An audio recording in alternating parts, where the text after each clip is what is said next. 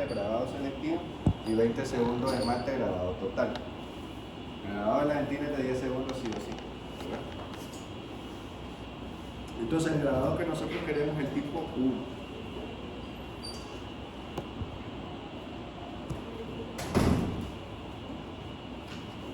Una vez que nosotros hicimos un grabado de la superficie, tenemos que lavar el doble del tiempo que lo colocamos. Esto con la finalidad de eliminar cualquier tipo de residuo del ácido de la superficie que vaya a crear una interferencia con nuestra adhesión. Una vez que nosotros ya lavamos y secamos, dejamos la superficie humectada, estamos aumentando, repito, la rigidez superficial y la tensión superficial del cuerpo, ya que el material que yo voy a colocar es afín a nuestro esmalte, es afín a nuestra dentina, y entre mayor superficie tenga para adherirme sobre él, pues obviamente voy a lograr una adhesión. Yo les decía que las fibras colágeno tenían unas proteínas que salían, que se llaman glicosamina. Esas proteínas nosotros necesitamos quitarlas para que nuestro adhesivo se adhiera a la fibra de colágeno, y eso lo logramos con clorhexidina. Clorhexidina al 0,2%. Una vez que nosotros grabamos, lavamos y secamos, colocamos la clorhexidina por 20 segundos y la secamos por otros 30 segundos a 30 centímetros de distancia. ¿Okay? Se seca, no se polimeriza y no se lava, solo se seca. De esa manera ya las fibras de colágeno están listas para recibir el adhesivo. ¿Okay? Entonces el ácido va dirigido para la superficie del diente y la clorhexidina va dirigida para las fibras de colágeno.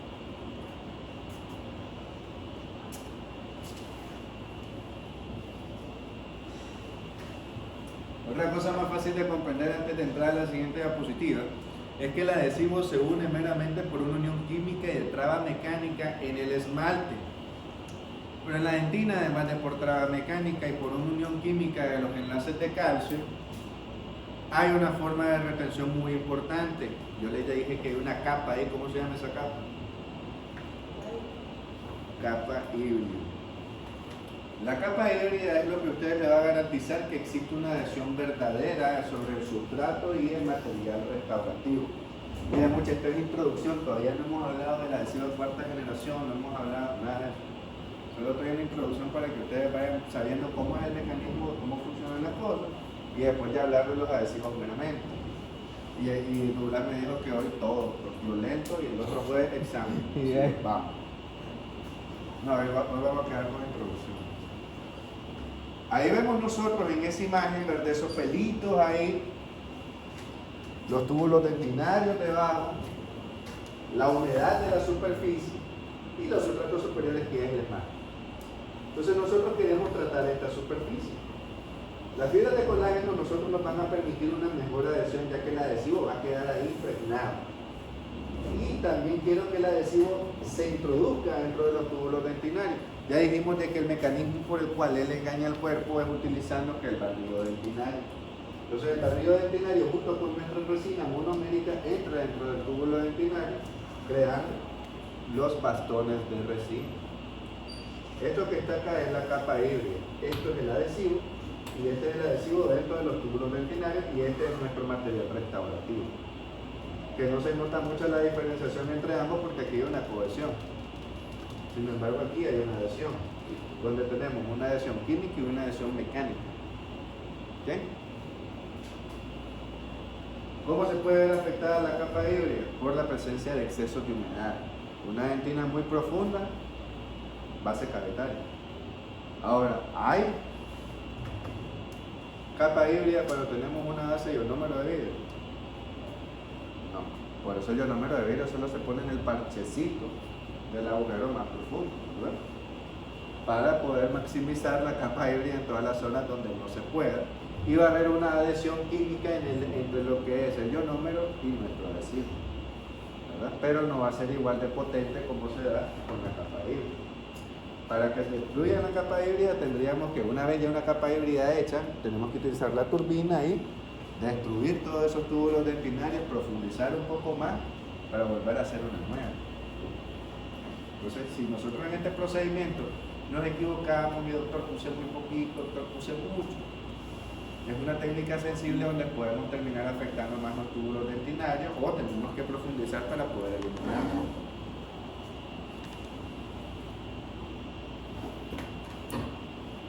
Entonces, cuando nosotros tenemos el sustrato, eso que tenemos ahí son las fibras de colágeno, nosotros no podemos trabajar sobre un sustrato que está muy mojado.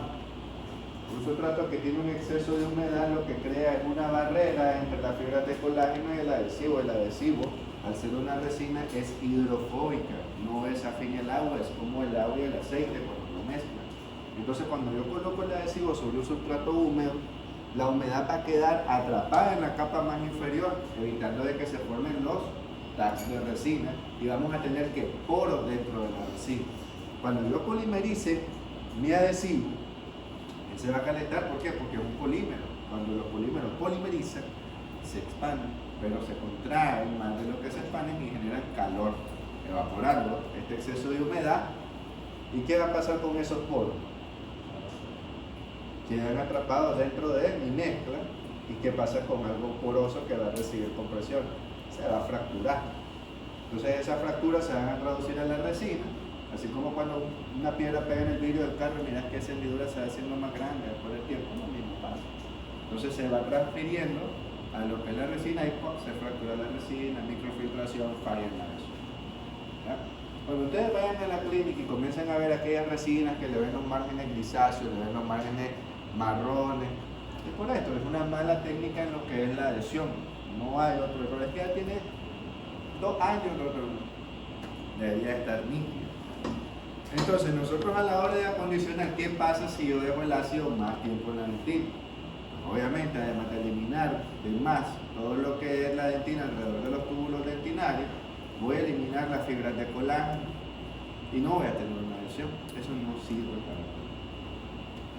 Dentro de lo que es la odontología moderna, nosotros entonces vamos a tener 3 pasos que son los indispensables que aprendieron a hacer. Uno dice exponer la trama de fibras de colágeno de la dentina intertubular a lo que se llama acondicionar, que involucra una sustancia ácida.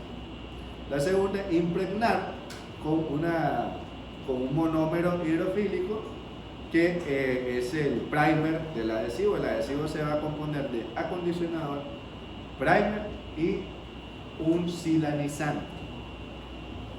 Pero eso no importa ahorita, después sí. Y luego la aplicación de monómeros hidrófugos para la realización de la forma simultánea o sucesiva que dependerá del sistema adhesivo, es decir, la fase silanizante del mismo. Los adhesivos van a tener estas 3 partes. Ahorita no se me enrede con esas 3 palabras porque en la siguiente diapositiva, en la siguiente presentación, van a comer bastante que son esas 3 fases, porque para la resina también tiene esos 3 componentes, el cemento también tiene esos 3 componentes y después su cabeza lo va a relacionar más fácil. Pero ahorita nada más tienen que saber que, bueno, así como cada uno de los pasos de nuestro acondicionamiento está relacionado con cada uno de los componentes que tiene nuestro sistema resinoso, ya que estas 3 partes, 2 sirven para adherir resina con el adhesivo, otra sirve para el adhesivo contra el diente y el otro es el que mantiene en suspensión estos 2 componentes para que no se me sequen ni por el borde. La última diapositiva. Y aquí vamos a entrar a los sistemas adhesivos. ¿Ustedes cuál usan? El de abajo, ¿no? El de abajito, un bote usaron ahí. Pero hay mucho más. Los primeros sistemas adhesivos que se utilizaron eran adhesivos los cuales tenían una serie de pasos. La odontología, conforme fue avanzando, lo que queremos es disminuir la cantidad de pasos. ¿Qué les dije que contenía el bote del adhesivo del día de ayer? Además de adhesivo, que les dije que tenían que tener cuidado a la hora de poner el ácido. Por eso, ¿qué tenía? Ácido, ¿verdad? Pero no es ácido ortofosfórico. O es polialquenoico o es glicofosfórico, pero no es ácido ortofosfórico, ¿verdad? Lo que hace este ácido es que hace un grabado suave en la superficie, o sea, un grabado tipo 1. Claro, un grabado tipo 1. Es incapaz de por sí solo grabar el esmalte. ¿Ya? Por lo tanto, vamos a necesitar de un grabado selectivo del esmalte. Pero ese es harina y otro costal. Vamos a comenzar con 4ª generación. Ya vimos que están compuestos de 3 componentes nuestros adhesivos, ¿verdad? Un primer, el adhesivo mismo, un acondicionador Entonces acá tenemos dos cosas. Tenemos el acondicionador, tenemos el adhesivo y el ácido que realmente no lo vamos a ver. ¿Cómo creen ustedes que se aplica este sistema adhesivo? Este sistema adhesivo no tiene ácido en su composición, es una peguita loca. ¿Okay? Y es uno de los mejores sistemas adhesivos que se utilizan. Yo lo utilizo bastante porque manejo mi tiempo. Hago grabado total. Y después de eso no depende, no sé si puse mucho adhesivo, estoy grabando de más porque el otro tiene ácido. Van a ver después en las técnicas de adhesión que mucho influye cómo lo coloco, si pongo una capa, si pongo dos capas. Si tienes ácido o no tienes ácido en mi sistema adhesivo.